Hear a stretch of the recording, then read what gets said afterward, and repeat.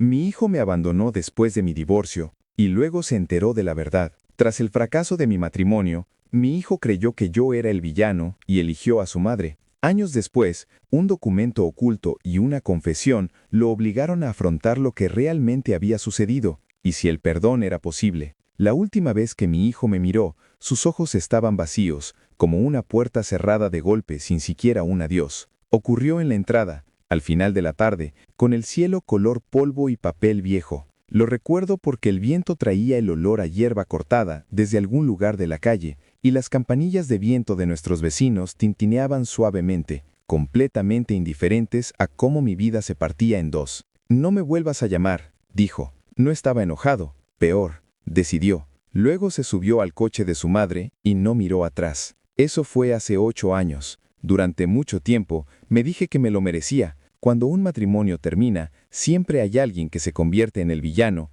y yo era la opción más fácil. Yo fui el que se mudó, el que no quedó en el buzón, el que contó la historia con más discreción, con más peso, con más dificultad para explicar. Pero incluso, ahora cuando pienso en quién era antes de que todo se derrumbara, sigo viendo al mismo hombre que quemaba las tostadas los domingos por la mañana y fingía que estaban extra crujientes. El mismo padre que sabía el número exacto de pasos entre la habitación de mi hijo y la cocina, porque yo la recorría todas las noches para comprobar si dormía. Antes del divorcio, mi vida era normal, pero reconfortante. Trabajaba como administrador de instalaciones en un instituto público. Nada glamuroso, pero estable. Los días solían a cera para suelos y libros de texto viejos. Me gustaba saber dónde estaban las cosas, cómo arreglar una cerradura rota o una luz parpadeante. Me gustaba ser útil de forma discreta. Mi esposa, Laura, era agente inmobiliaria. Ella tenía energía donde yo tenía rutina. Hablaba rápido, actuaba con rapidez, vivía como si cada momento fuera una negociación. Nos conocimos jóvenes, construimos una vida ladrillo a ladrillo y durante mucho tiempo funcionó. Nuestro hijo, Daniel, fue el puente entre nosotros. Tenía su confianza y mi silencio. De niño, solía sentarse a la mesa de la cocina balanceando las piernas, contándome cómo le había ido el día mientras yo cocinaba. Siempre esperé a que diera la vuelta a los huevos antes de empezar con los temas importantes: quién se metía en problemas en la escuela, con qué amigo estaba enfadado o qué temía admitir en voz alta. Laura y yo no éramos perfectos, pero sí funcionales. Cenas de domingo, obras de teatro. Las mismas discusiones se repetían cada pocos meses. Dinero, tiempo, mi tendencia a aislarme, su tendencia a presionar. No vi cómo se formaba la fractura, o quizás sí, pero no sabía qué significaba. Empezó poco a poco, un cambio en el tono de Laura al hablarme, la costumbre de poner el teléfono boca abajo sobre la encimera, reuniones que se alargaban, sonrisas que no llegaban a sus ojos. Me di cuenta, pero no la acusé. Nunca se me ha dado bien la confrontación. Creía, estúpidamente, que si me mantenía firme las cosas se arreglarían solas, que los matrimonios eran como las casas viejas, crujían, se asentaban, pero no se derrumbaban de la noche a la mañana. Daniel tenía 16 años cuando la tensión se volvió imposible de ocultar. Los adolescentes perciben el clima emocional mejor que los adultos. Empezó a salir hasta más tarde, a usar auriculares durante la cena, a elegir el silencio. Por la noche, después de que Laura y yo discutiéramos a puerta cerrada, lo encontré sentado en las escaleras a oscuras. ¿Se están divorciando?, preguntó. Me senté a su lado. La alfombra olía ligeramente a detergente y polvo. No, dije, porque no estaba lista para decir que sí. Solo estamos pasando por algo. Asintió como si no me creyera. Y tenía razón. El final llegó en silencio, sin gritos, sin platos rotos. Solo una conversación en la mesa de la cocina, con tazas de café intactas entre nosotros. No soy feliz, dijo Laura. Hace mucho que no lo soy. Pregunté si había alguien más. No respondió de inmediato. Esa pausa me lo dijo todo. Cuando me mudé, me llevé una maleta y una caja de fotos antiguas. Salí de casa porque Daniel seguía en la escuela, porque Laura dijo que sería menos disruptivo, porque pensé que el sacrificio podría darme algo más adelante. Respeto, comprensión, perdón. En cambio, ganó distancia. Laura le contó la historia a Daniel antes de que yo tuviera la oportunidad. Para cuando intenté explicárselo, ya había decidido quién era yo. Te fuiste, dijo en una de nuestras últimas conversaciones. Nos destrozaste. Quería decirle que me quedé más tiempo del debido, que mantuve las cosas en orden, con silencio y paciencia, hasta que no quedó nada de mí, que irme no fue abandono, sino supervivencia, pero a los padres no se les dan argumentos de cierre, se les ponen etiquetas. Los papeles del divorcio estaban limpios y eficientes. Laura se quedó con la casa, yo con mi cuenta de jubilación. Daniel se quedó con ella a tiempo completo. Dejó de contestar mis llamadas al mes. Al principio le enviaba mensajes, luego cartas, tarjetas de cumpleaños. Me paraba en el pasillo de tarjetas de felicitaciones todos los años, leyendo mensajes escritos por desconocidos, intentando encontrar uno que no sonara a excusa. La mayoría volvía sin abrir. Después de eso la vida se volvió más pequeña, un apartamento alquilado con paredes finas, cenas de pie, un silencio tan fuerte que pesaba. Envejecí más rápido de lo debido, o tal vez la soledad solo hace que el tiempo pese más. Pasaron los años, Daniel fue a la universidad, se graduó, construyó una vida que solo veía a través de publicaciones ocasionales en redes sociales cuando aún no me había bloqueado. Me dije a mí mismo que ese era el precio de mis decisiones. Entonces, una tarde, apareció en mi buzón un simple sobre Manila, sin remitente, solo mi nombre, escrito con una letra que no había visto en años, la letra de Laura. Dentro había un solo documento, y el comienzo de una verdad que lo cambiaría todo. Miré el sobre un buen rato antes de abrirlo, como si fuera a explotar o a acusarme de algo si lo tocaba. Laura y yo no habíamos hablado en años.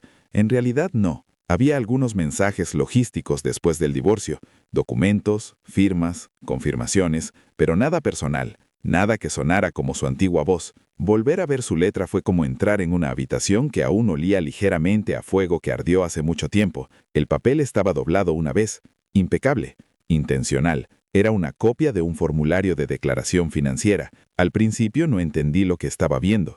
Columnas de números, fechas, cuentas, una línea resaltada con tinta amarilla, luego otra, luego una tercera. Me senté a la pequeña mesa de la cocina de mi apartamento.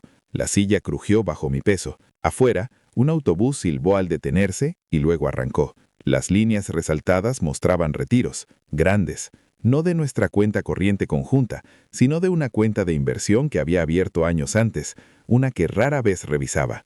Los retiros comenzaron meses antes de nuestro divorcio, continuaron después de mudarme. Pasé la página, casi esperando una explicación escrita al dorso. No había nada, solo números, fechas y mi nombre impreso arriba, como una acusación silenciosa. Mi primer instinto fue la incredulidad, luego la confusión, luego una lenta y desgarradora comprensión que me oprimió el pecho. Laura había accedido a la cuenta usando un poder notarial que yo había firmado años antes, cuando ella manejaba la mayor parte de las finanzas y yo confiaba plenamente en ella. Había sacado el dinero en pedazos, lo suficientemente pequeños como para no despertar alarmas inmediatas, lo suficientemente grandes como para que la suma total fuera devastadora. El total estaba al final de la página, era casi todo. Me temblaban las manos al volver a doblar el papel. Pensé en las noches que comí comida barata para llevar para ahorrar, los años que retrasé las reparaciones de mi coche, los planes de jubilación que ajusté discretamente a la baja, diciéndome que no necesitaba mucho.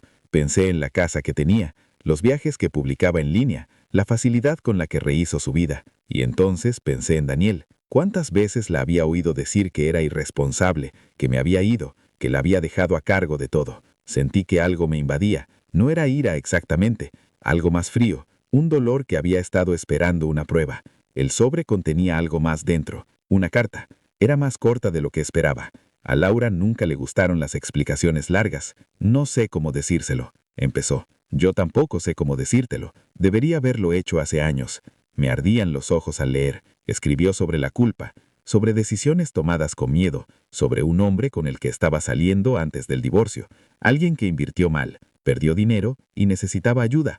No lo nombró, pero no le hacía falta. La forma de la traición era bastante clara. Admitió haber tomado el dinero para cubrir deudas que no eran mías, que había dejado que Daniel creyera una versión de la historia donde yo era distante, egoísta, reacia a luchar por la familia. Me eligió porque le di una verdad simple, escribió. Eras complicada. Fui convincente. La carta terminaba con una línea pesada en la página. Se merece saberlo. Simplemente no sé si soy lo suficientemente valiente para decírselo yo misma.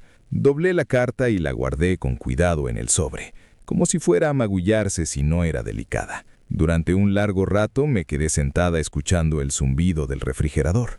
Pensé en todos los momentos que había repasado en mi cabeza a lo largo de los años, preguntándome qué podría haber dicho de otra manera, qué podría haber hecho para que mi hijo se quedara. Resultó que la historia ya estaba decidida antes de que yo abriera la boca. No dormí mucho esa noche. Cada vez que cerraba los ojos veía a Daniel a los 16 años, sentado en las escaleras, haciendo una pregunta que no sabía cómo responder. Me preguntaba en qué clase de hombre se había convertido, si aún me odiaba o si simplemente me había archivado como algo roto e innecesario. Por la mañana preparaba un café demasiado fuerte y me quedaba de pie junto a la ventana viendo a la gente salir a trabajar. La vida seguía adelante con o sin reconciliación. Eso era algo que había aprendido a las malas. No sabía qué hacer con la verdad. Una parte de mí quería enviarle los documentos directamente a Daniel, dejar que las pruebas hablaran, dejar que el pasado se derrumbara por su propio peso. Otra parte de mí, la parte cansada y mayor, se preguntaba si abrir viejas heridas haría más mal que bien. Había construido una vida sin mí. ¿Quién era yo para interrumpirla ahora? Llevé el sobre conmigo durante semanas, en mi bolso de trabajo, en el bolsillo de mi abrigo, como un secreto que cambiaba de peso según el día. Entonces, una noche, sonó mi teléfono. No reconocí el número. Casi dejo que saltara el buzón de voz. «¿Hola?», dije finalmente. Hubo una pausa, un suspiro, familiar incluso después de todos estos años. «¿Papá?», dijo Daniel. La palabra me impactó más de lo esperado. Parecía mayor, más profundo, cuidadoso. Me detuve. «Mamá está enferma». Cerré los ojos. Me dijo que se había desmayado en el trabajo, que era grave pero no mortal, que había preguntado por mí. Conduje al hospital en silencio, con el sobre en el asiento del copiloto, como una tercera presencia entre nosotros. El pasillo olía a antiséptico y café demasiado caliente. Laura parecía más pequeña en la cama del hospital. Su confianza se evaporó entre las sábanas blancas. Daniel se puso de pie al verme, incómodo, inseguro, como si fuéramos desconocidos compartiendo apellido. «No sabía a quién más llamar», dijo. Asentí. Las palabras parecían peligrosas. Laura nos observaba con ojos cansados. Había algo en su expresión que parecía miedo, no a la enfermedad, sino a la exposición. Esa noche, sentada en la silla de plástico junto a su cama, me di cuenta de que la verdad había llegado su momento. Lo quisiera o no. Esperé a que las enfermeras se fueran y las luces fluorescentes se atenuaran hasta convertirse en un zumbido más suave. La habitación del hospital olía ligeramente a antiséptico y loción, una extraña mezcla de esterilidad y fragilidad humana. Daniel paseaba cerca de la ventana, con las manos metidas en los bolsillos de su sudadera. Yo estaba sentada en la silla de plástico, con el sobre en mi regazo como si pesara más que yo. Finalmente se detuvo. Me miró, no con la frialdad de años pasados, ni con juicio, sino con esa sutil tensión de quien intenta recordar una infancia que creía haber dejado atrás. «Papá», empezó, y luego hizo una pausa, como tanteando el terreno. «¿Por qué ahora?». No respondí de inmediato. La verdad, me di cuenta, no era una sola frase, no era una cronología clara ni una moraleja que pudiera darle. Era un caos. Era el sonido de años perdidos en silencio, el sabor a tostada quemada y el dolor de pequeños sacrificios desapercibidos. «Tengo algo», dije en voz baja, sacando finalmente el sobre. Lo dejé en la mesita de noche. Sus ojos se posaron en él como una chispa en la hierba seca. «¿Qué es?», preguntó con cautela. «Una copia de todo», dije. «Los retiros, las cuentas, su carta. Descubrí la verdad sobre el dinero, sobre la historia que te contó». Bajó la mirada hacia el sobre y luego volvió a mirarme. Apretó la mandíbula. Hubo un largo silencio, tiempo suficiente para que los recuerdos se estiraran y se tensaran. Entonces pronunció las palabras que había esperado oír durante 8 años. «¿No eres lo que ella dijo que eras?». «No era perfecta», admití. Cometí errores, pero no me fui porque no me importara. Me fui porque no quería destruirte mientras seguía librando una batalla que no podía ganar. Daniel se hundió en la silla junto a mí. Por un instante, pareció el chico que una vez conocí, un poco más pequeño de lo que debería haber sido, tenso e inseguro. Noté la leve cicatriz en su ceja de un accidente de patineta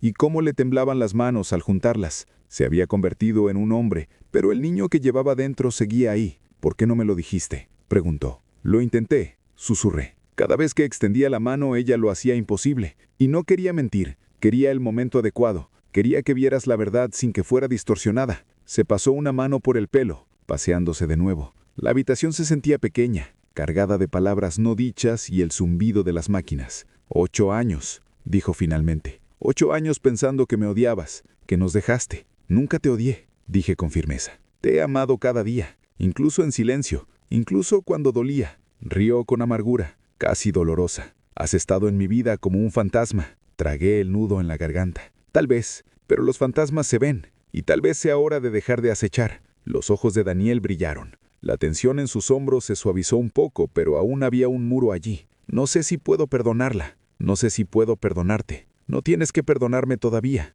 dije. Solo quiero que sepas la verdad, que tomes la decisión tú mismo. No la versión de otra persona de mí, sino mi verdadero yo. Durante horas nos sentamos juntos en silencio. De vez en cuando miraba a Laura, que seguía pálida y frágil en la cama del hospital. Estaba despierta, observándonos con una expresión que oscilaba entre el miedo y la vergüenza. Finalmente habló. Su voz era tranquila, casi vacilante. Debería habértelo dicho, dijo. Todo. Tenía miedo. Miedo de perderlos a ambos. Miedo del juicio. Estaba equivocada. Daniel no respondió. Solo la miró, con las líneas de dolor y confusión profundamente grabadas en su rostro. Extendí la mano y la puse sobre el hombro de Daniel. Cometió errores, dije, pero es humana, como todos nosotros. La pregunta no es qué hizo, sino qué hacemos ahora. Asintió lentamente, con los ojos aún húmedos. Necesito tiempo, es todo lo que pido, dije. Tiempo, y tal vez una oportunidad para reconstruir algo. Salimos del hospital esa noche, caminando bajo la tenue luz de un atardecer invernal. La ciudad olía ligeramente a lluvia y a gasolina, y me di cuenta de cuánto había extrañado los pequeños detalles de la vida con él. Su forma de caminar, la cadencia de sus pasos, la curva familiar de su mandíbula. De camino a casa, Daniel estaba callado, mirando por la ventana. Resistí el impulso de llenar el silencio con explicaciones o justificaciones. En cambio, dejé que la música sonara suavemente, dejando que el camino se extendiera entre nosotros como un puente que apenas empezábamos a reconstruir. Cuando llegamos a su apartamento, me invitó a pasar. El aroma a café recién hecho y libros viejos llenó el espacio, un recordatorio de que él tenía una vida que yo solo había vislumbrado a través de mensajes y redes sociales. Me hizo señas para que me sentara y me di cuenta de que por primera vez en años volvía a formar parte de su mundo. Durante los días siguientes empecé a compartir los documentos con él,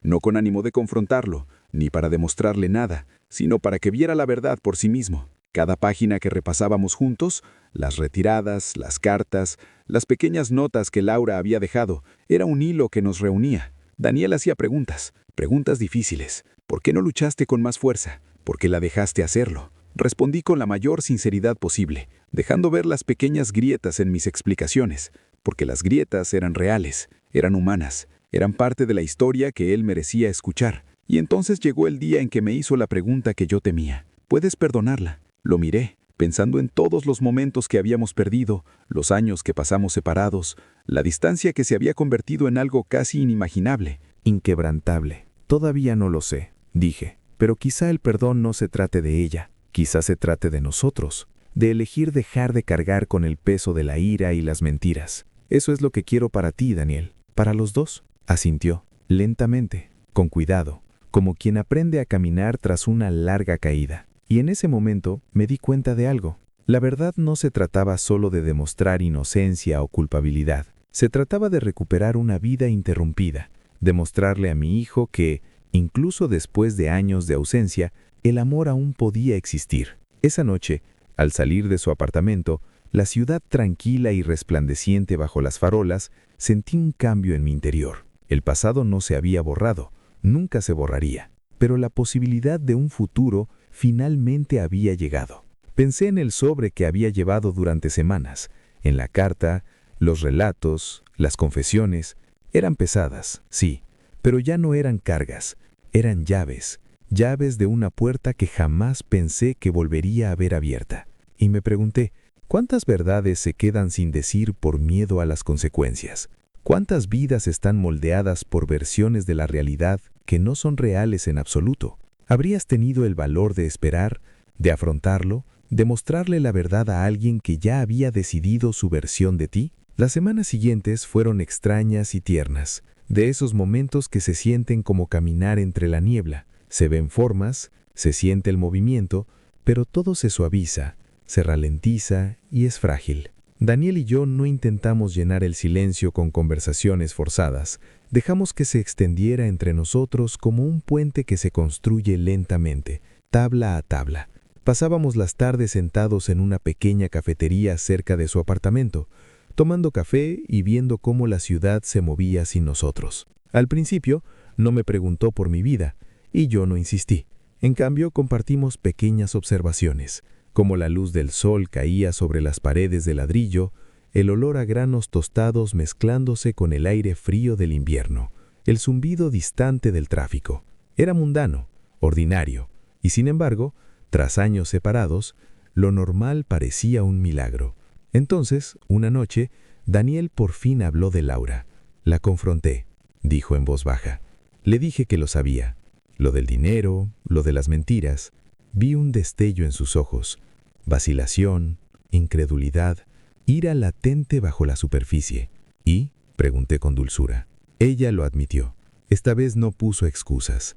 Solo dijo que lo sentía, que esperaba que yo pudiera entender por qué lo hizo. Asentí. ¿Y tú? Se encogió de hombros. No lo sé.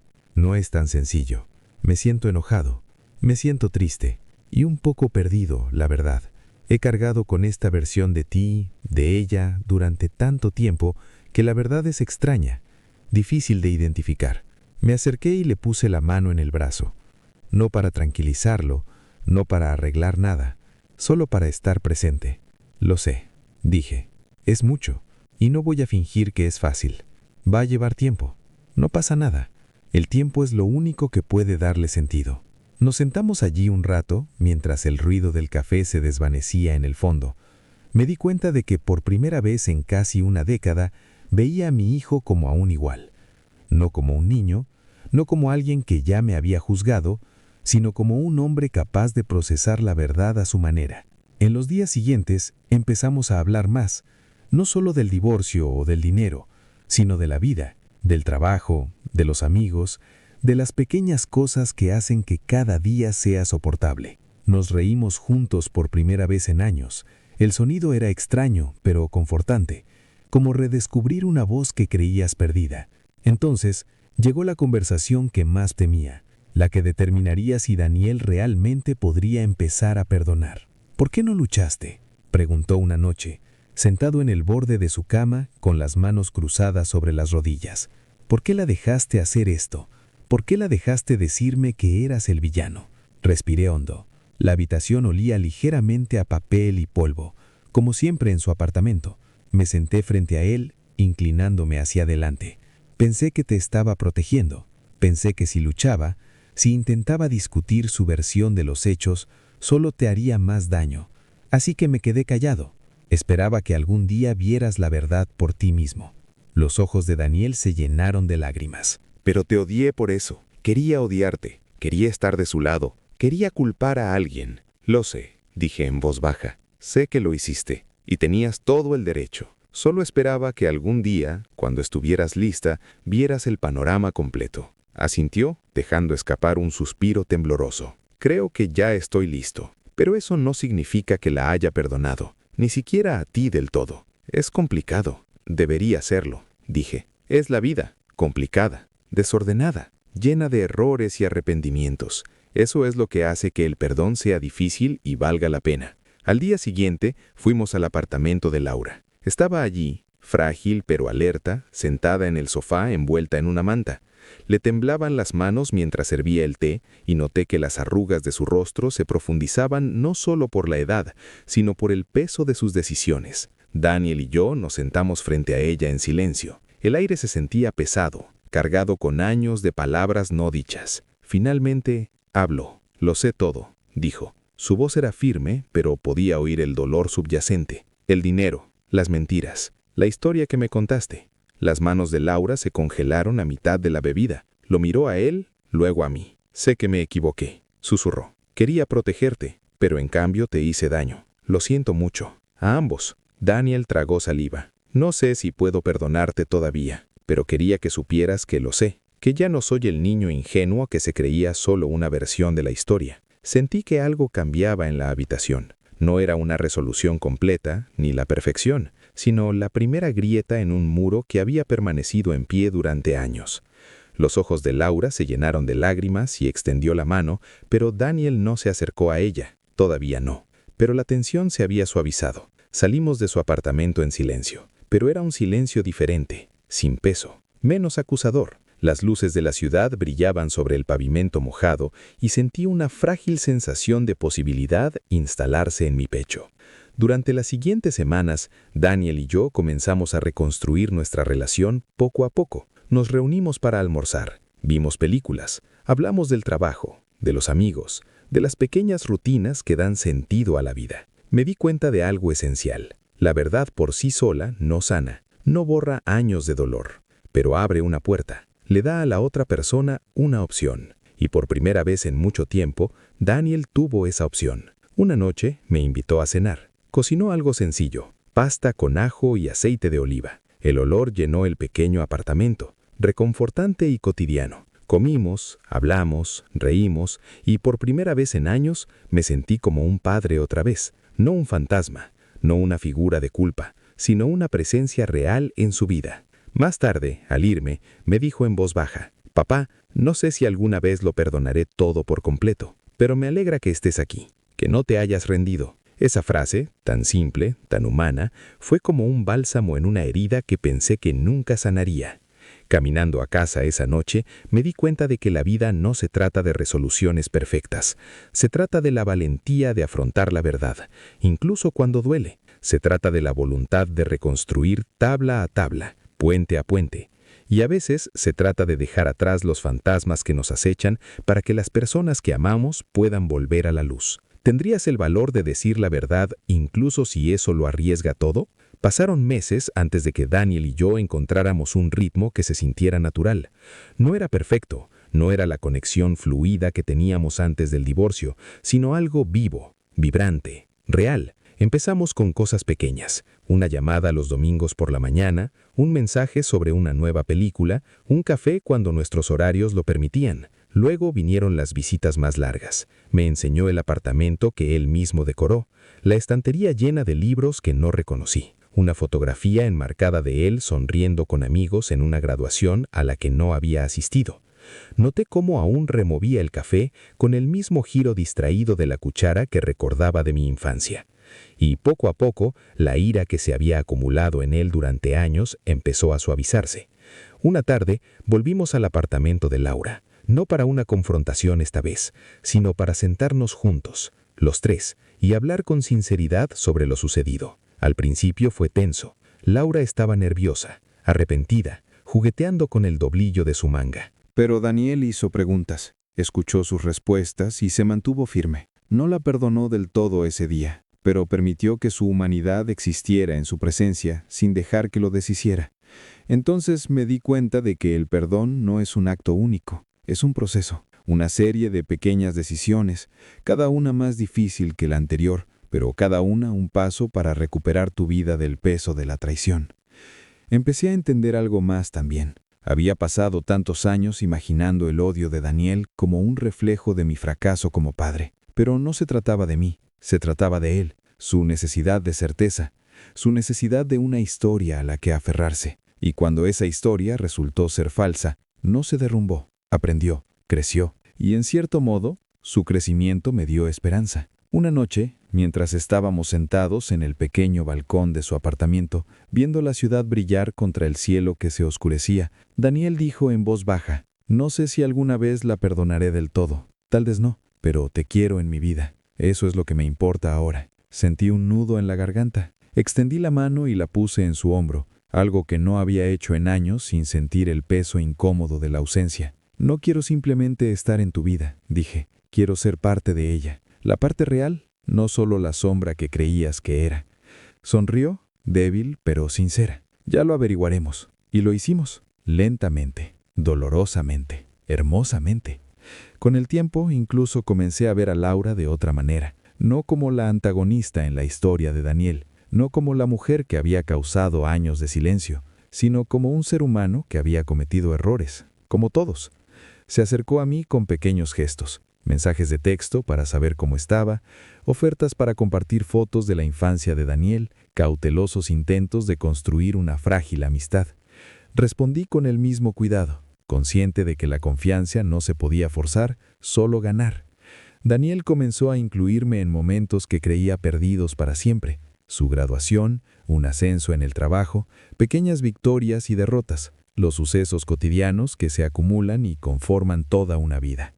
Aprendí a celebrarlos desde el presente, no desde el pasado. Una noche, cocinamos juntos en su pequeña cocina. Se rió cuando derramé aceite de oliva sobre la encimera, un sonido que parecía una melodía perdida. Hicimos un desastre, contamos historias y comimos espaguetis en platos de papel, como solíamos hacer cuando él era niño.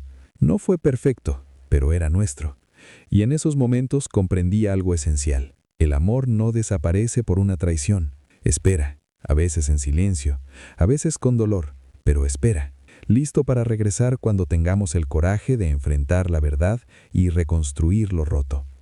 También comprendí una verdad sobre la vida misma. El pasado no se puede cambiar. Los errores, las mentiras, los años de silencio existen, inmutables, como piedras en un río. Pero la forma en que navegamos por el presente, las decisiones que tomamos ahora, pueden moldear la corriente. Podemos construir puentes, podemos perdonar, no porque olvidar sea posible, sino porque la libertad lo es. Una noche, mientras Daniel y yo nos sentábamos juntos después de cenar, me miró y dijo: «Sabes, nunca pensé que volvería a sentir esta paz contigo, pero la siento, y quiero que siga así». Sonreí, sintiendo que se me quitaba un peso del pecho que no sabía que llevaba cargando casi una década. «Yo también», dije, «yo también». Hay una lección en todo esto, una que ojalá hubiera comprendido antes. A veces las personas que amamos cometen errores, el mundo nos engaña y la vida es injusta, pero la verdad siempre sale a la superficie, aunque lleve años. Y cuando lo hace, la decisión de aceptarla, de perdonar, de reconstruir, de volver a amar, es nuestra. Daniel y yo seguimos hablando del pasado. Reconocemos el dolor, los malentendidos, los años perdidos, pero no nos quedamos ahí. En cambio, nos centramos en los momentos actuales, la oportunidad de reconstruir una conexión que se sienta más honesta, más humana, más duradera. A veces, tarde por la noche, me siento en mi apartamento con una taza de té y pienso en el largo viaje que nos trajo hasta aquí, las cartas, el envolvo, la confesión. Y me doy cuenta de que si bien el pasado nos moldeó, no tiene por qué definirnos. También me pregunto, y ahora te pregunto a ti, si descubrieras una verdad oculta que pudiera sanar una relación rota, ¿tendrías el valor de revelarla? ¿De afrontar el dolor y dar el primer paso hacia la reconciliación, por frágil que sea? La vida no siempre da segundas oportunidades, pero cuando lo hace, es nuestra responsabilidad aprovecharlas, no por orgullo ni por venganza, sino por amor. En cuanto a mí, estoy aprendiendo a vivir de nuevo en presencia de mi hijo, a saborear los momentos cotidianos que compartimos y a dejar que el pasado siga siendo una enseñanza en lugar de una cadena. Y cada vez que se ríe, me cuenta cómo le fue el día o simplemente me permite ser parte de su vida, siento una profunda gratitud.